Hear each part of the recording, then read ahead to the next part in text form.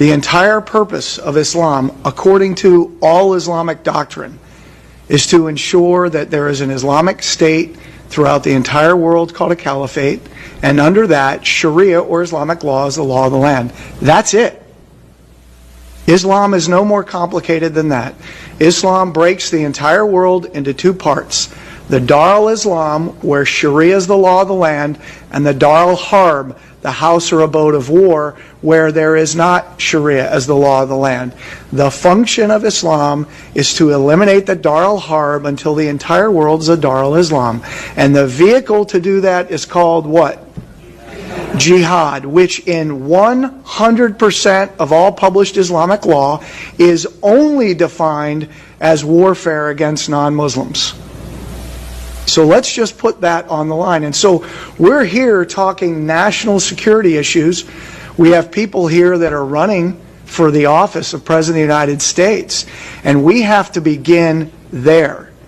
And what I would put forth is that since, and actually prior to, but since 9/11, our entire national security apparatus has been unprofessional in its approach to this war. From the 4-star generals to the office of the president, to the national security staff, to the leaders of DHS when it was created, the FBI, the CIA, and other agencies.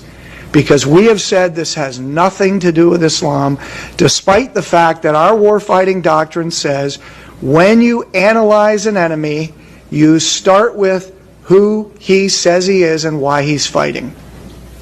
And 100% of this enemy that we're facing, from the jihadi in Chattanooga to the 9/11 hijackers and everybody before and in between, have all said we're Muslims waging jihad in the cause of Allah in order to impose Islamic law and establish caliphate, period.